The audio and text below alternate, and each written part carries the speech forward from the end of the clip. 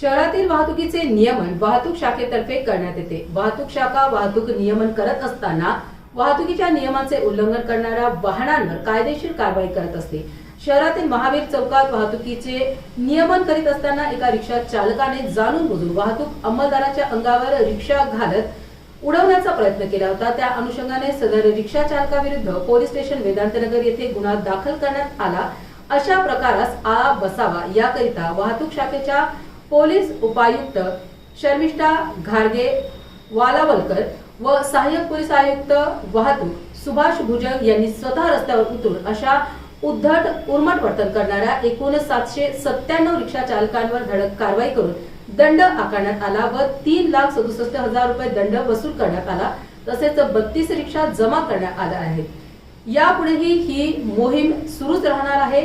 वाहतूक शाखेतर्फे शिस्तप्रिय व नियमांप्रमाणे व्यवसाय करणाऱ्या रिक्षा चालकांना त्रास होऊ न देता उद्धट उर्मट व बेशिस्त रिक्षा चालकांवर कारवाई करण्यात येईल। सदरची कारवाई सतत चालू राहील तरी सर्व रिक्षा चालक व इतर वाहनधारकांनी बेशिस्त व नियमभंग न करता शिस्तीत वाहन चालवावे असे आवाहन वाहतूक शाखेतर्फे करण्यात येत आहे।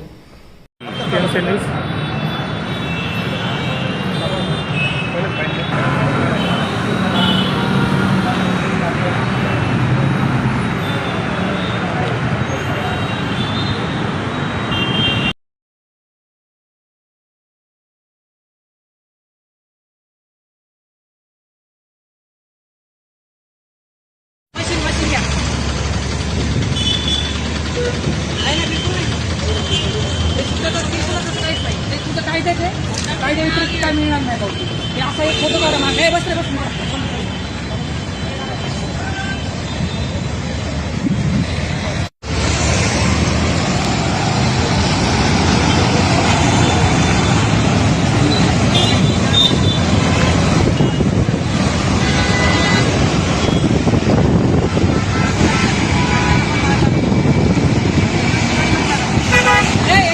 फाईन केले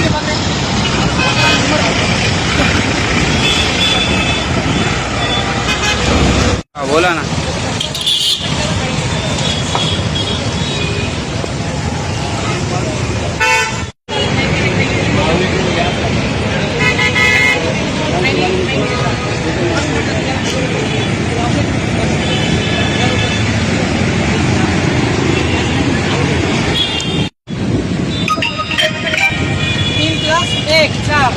किती पटवले? याच्या सगळ्यात 2 आहे, याच्या सगळ्यात 2 एक पैसेंजर झाले, बरोबर झाले का? लायसन्स कुठे?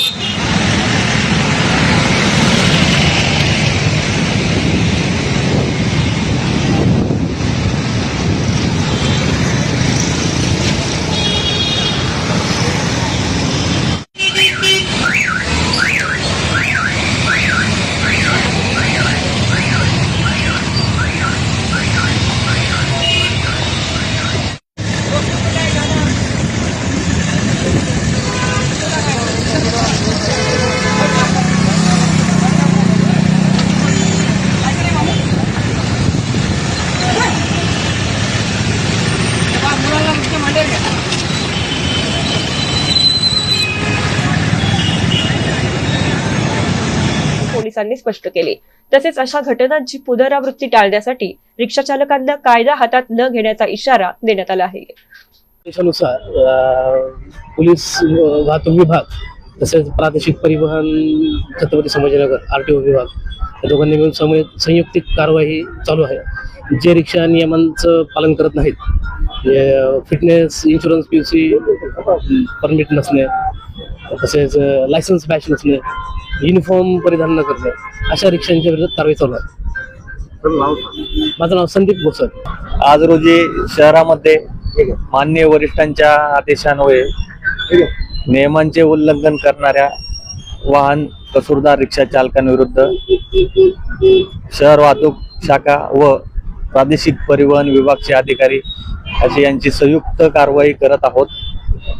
जे रिक्षा चालक नियमांचे उल्लंघन करतात, विना लायसन्स रिक्षा चालवताना ड्रेस परिधान न करणे, कागदपत्र सोबत न बाळगणे, या प्रकारच्या नियमांचे वाहतूक नियमांचे उल्लंघन करतात, त्यांच्या विरुद्ध महाराष्ट्र वाहतूक अधिनियम प्रमाणे जास्तीत जास्त कार्यवाही करत आहोत.